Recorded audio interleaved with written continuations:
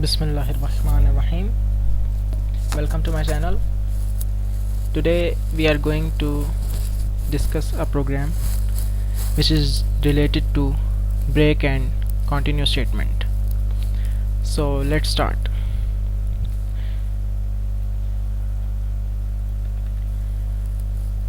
सबसे पहले हम यहाँ पर int main लिखेंगे.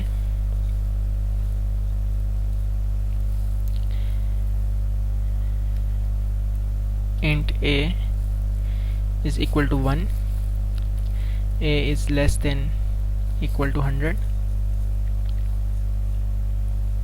या 10 रहने देते हैं, a plus plus. So break और कंटिन्यू स्टेटमेंट में जो डिफरेंस है वो ये है कि ब्रेक स्टेटमेंट एक स्पेसिफिक कंडीशन के अंदर नॉर्मली यूज़ होती है. सपोज़ इस तरह मैं यहाँ पर if a is equal to 1 पर मैं या if a is equal to 5 पर मैं इसको ब्रेक कर दूँ तो लूप 5 के बाद नहीं चलेगा. मींस लूप से आउट होने के लिए, लूप को ब्रेक कर देने के लिए, लूप इसके नेक्स्ट आइटरेशन पर नहीं चलेगा, तो ये ब्रेक स्टेटमेंट होती है. और कंटिन्यू स्टेटमेंट फर्स्ट आइटरेशन पर, यानी कि अगर कोई कंडीशन एग्जीक्यूट हो रही है तो वहाँ पर अगर वो कंडीशन ट्रू है और कंटिन्यू स्टेटमेंट आ गई है तो इसका मतलब ये है कि जो उस आइटरेशन पर, जो करंट आइटरेशन चल रही है, वहाँ पर लूप में जो भी नीचे स्टेटमेंट होगी वो एग्जीक्यूट नहीं होगी. ओके, सिर्फ एक आइटरेशन के लिए जिस वक्त वो कंडीशन ट्रू होगी. सो इसको बेटर वे में हम प्रोग्राम से अंडरस्टैंड करते हैं. यहाँ पर मैंने लिख दिया कि if a is equal to 5. ये जस्ट अंडरस्टैंड करने के लिए, if a equals 5 break.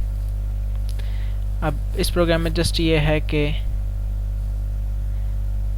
Values print हो रही हैं और यहाँ पर आप देख सकेंगे कि 4 तक प्रिंट होगा, 4 से आगे वैल्यू प्रिंट नहीं होगी. इसको मुझे ब्रैकेट्स में करना होगा.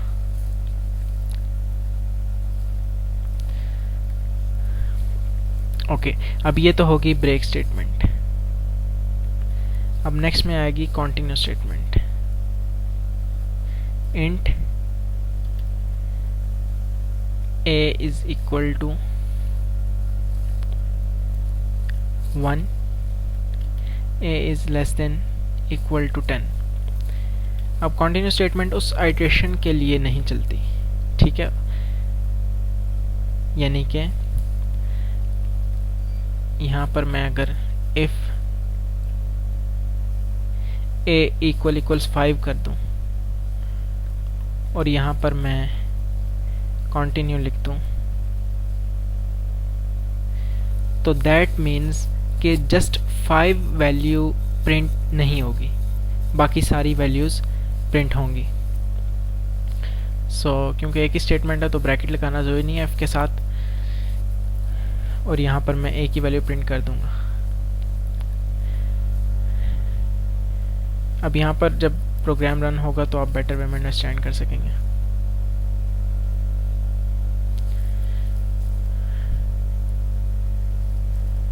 Wait for a while please. Program is compiling. Okay. अब यहाँ पर आप डिफरेंस देखें कि फर्स्ट में मैंने ब्रेक यूज़ किया है और इफ़ a इक्वल्स 5 है तो ब्रेक हो जाए, ठीक. यानी कि a की वैल्यू 4 तक प्रिंट होगी और उसके बाद इंक्रीमेंट होगा 5 का, तो यहाँ पर आएगा इफ़ a इक्वल्स 5 ब्रेक. तो इसका मतलब ये कि फर्स्ट 4 वैल्यूज़ स्क्रीन पर प्रिंट होनी चाहिए और उसके बाद ब्रेक आ जानी चाहिए, यानी कि लूप टर्मिनेट हो जाना चाहिए. आपने यहाँ पर देखा कि आउटपुट में भी 4 के बाद लूप टर्मिनेट हो गया और नेक्स्ट लूप स्टार्ट हो गया. नेक्स्ट लूप में मैंने ये बताया था कि कंटिन्यू स्टेटमेंट सिर्फ उस करंट आइटरेशन पर जो नीचे स्टेटमेंट्स होती हैं उनको एग्जीक्यूट नहीं करती और इंक्रीमेंट कर देती है. ठीक है, यानी कि इसके बाद अगर ये जब भी ए की वैल्यू 5 आएगी तो यहाँ पर आकर कंपाइलर इसको इंक्रीमेंट कर देगा और नेक्स्ट कंडीशन को यहाँ पर काउंटर को चेक करेगा। सो यहाँ पर आपने देखा कि 5 पर 5 नहीं प्रिंट होना चाहिए था, तो 1 2 3 4 and after this 6 is printed on the screen. So that's the difference between the two. If you have still any confusion you can leave a comment and अगर आपको वीडियो अच्छी लगी हो so you can subscribe and don't forget to press the bell icon so that you will get the notification of new upcoming videos. Thank you.